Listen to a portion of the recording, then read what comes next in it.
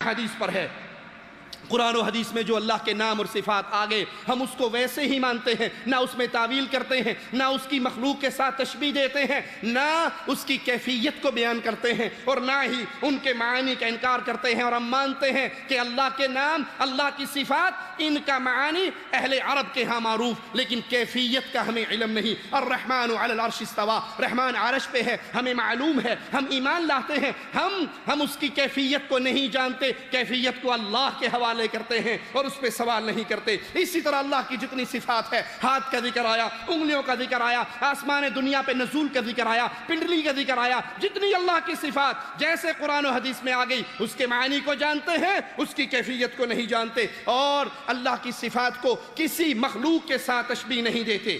اللہ کی صفات کامل ہے، کسی بھی پہلو کے اندر اس میں کوئی نقص نہیں ہے۔ جس طرح اللہ کامل ہے، اللہ کی صفات بھی کامل ہے۔ اللہ السمیع ہے، العلیم ہے، القادر ہے، وہ خوش ہوتا ہے، محبت کرتا ہے، غضبناک ہوتا ہے۔ الرحمن علی العرش استوى، رحمان اپنے عرش پر ہے، ہر جگہ پہ نہیں ہے۔ جدھر دیکھو تو ہی تو، ادھر بھی تو ادھر بھی تو، مسجد میں تو مندر میں تو، یہ کفر کا عقیدہ ہے۔ الرحمن علی العرش استوى، رحمان اپنے عرش پر ہے۔ موسیٰ علیہ السلام سے رحمان نے کلام کیا، ہم اس کو تسلیم کرتے ہیں۔ اور مالک کا فرمان سنیے، قال یا ابلیس ما منعک ان تسجد، اے ابلیس تجھے کس چیز نے منع کیا کہ تو سجدہ کرے اس کو جس کو اللہ نے اپنے ہاتھوں سے پیدا کیا۔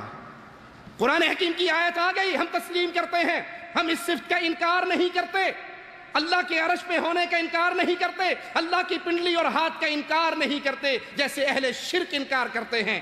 ایک ذاکر کہتا ہے کہ حضرت علی نے اعلان کیا، پوچھو مجھ سے کیا پوچھتے ہو، پوچھو مجھ سے کیا پوچھتے ہو۔ پوچھنے والا کھڑا ہوا، اس نے کہا قرآن پاک میں ہے، ابلیس تو نے اس کو سجدہ کیوں نہیں کیا جس کو میں نے اپنے ہاتھوں سے پیدا کیا؟ تو اس ہاتھوں سے مراد کیا ہے؟ اللہ کا تو جسم نہیں ہے، اللہ کے تو ہاتھ نہیں ہے، اللہ کے بارے میں یہ کہنا اس کا معنی کیا ہے؟ تو سیدنا علی نے کہا کہ میں اپنے دو ہاتھوں کی طرف، حضرت علی نے اشارہ کر کے کہا کہ یہ دو ہاتھ نعوذ باللہ اللہ کے دو ہاتھ ہیں۔ انا الذی، میں وہ ہوں جن دو ہاتھوں سے آدم کا خمیر گوندا گیا۔ سارے صحابہ بلکہ انبیاء مٹی سے بنے، وہ مٹی کے بیٹے ہیں اور میں مٹی کا باپ ہوں۔ انا للہ و انا الیہ راجعون۔ اللہ کی صفات کا انکار یہ اہل شرک کا طریقہ ہے، یہ اہل کفر کا طریقہ ہے، اہل بدعت کا طریقہ ہے، اہل سنت کا یہ طریقہ نہیں۔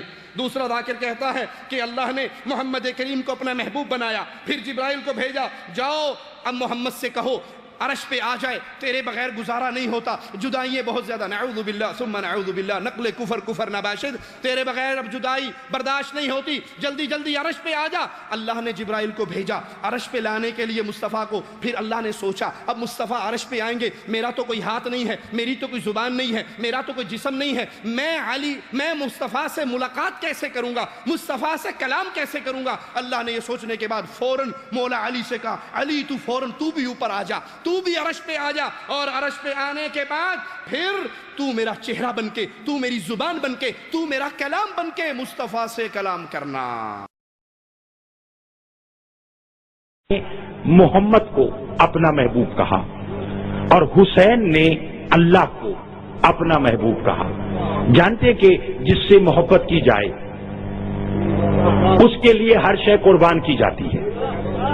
بات ذہن میں رہے، علی نے ایک دن لعاب محمد چوسا، حسین نے 2 سال لعاب محمد چوسا۔ میں آپ کو نقوی صاحب لعاب محمد کی تاثیر بتانا چاہتا ہوں۔ اللہ نے محمد کو محبوب کہا، حسین نے اللہ کو محبوب کہا۔ محبوب کہہ کر عاشق نے اپنے محبوب کو زمین پر بھیج دیا، کئی سال وہ زمین پر گزارتا رہا۔ اچانک ایک رات ایسی آئی کہ بے دل نے فیصلہ کیا کہ اب میں اپنے محبوب محمد کے بغیر نہیں رہ سکتا۔ فوراً جبرائیل کو پیغام رسا بنا کر محمد کے پاس بھیجا، محمد تیرے بغیر گزارا مشکل ہے، تیرے بغیر مجھ اللہ کا گزارا ناممکن ہے۔ میں اللہ چاہ رہا ہوں کہ چونکہ میں نے تجھے اپنا محبوب کہا ہے، ذرا دیدار کرانے کے لیے ایک رات فرض کو چھوڑ کر عرش پر تو آ جا۔ ایک رات آپ کیا سن رہے ہیں اور میں کیا پڑھ رہا ہوں؟ 1 سال فرض کو چھوڑ کر عرش پر آ کر اپنا دیدار تو کرا دے. میں ہوں عاشق، تو ہے محبوب. محبوب پر واجب ہے کہ جو محبت کرتا ہے وہ جب بلائے، جہاں بلائے، جیسے بلائے جانا پڑتا ہے. تو ہے میرا محبوب، لہذا میں اللہ چاہتا ہوں، میرا دل بے اداس ہے، میرا دل اداس ہے، آ جا ایک رات کو، آ جا ایک رات کو، آ جا ایک رات کو، آ جا. شاہد بھائی سے لے کے آخری بندے تک توجہ کرنا، ایک رات اپنا دیدار کرانے آ جا. اب لعاب محمد کا اثر دیکھیے کہ محمد چلا اللہ کے پاس. اللہ نے فیصلہ کیا، نہ میں دل رکھتا ہوں، نہ چہرہ رکھتا ہوں، نہ زبان رکھتا ہوں. فوراً علی کو اذن اللہ کہا، وجہ اللہ کہا، لسان اللہ کہا، اور کہا یا علی جلدی سے عرش پر میری زبان بن کر ذرا میرے محبوب سے کلام تو کر. میری زبان بن کر ذرا میرے محبوب سے کلام کر. جملہ میں کہنے جا رہا ہوں. دیکھتا ہوں ممتاز آباد کی بارگاہ سے کربلا حسین کی نگری کی چوکٹ کا بوسہ لینے کے لیے کون تیار ہے؟ علی کو لسان اللہ بنا کر پردے میں بلا کر محبوب سے گفتگو کر کے محبوب کو بھیج دیا. حسین نے قانون دیکھ لیا کہ جو بھی محبوب ہو اسے عاشق جب بلائے، جہاں بلائے.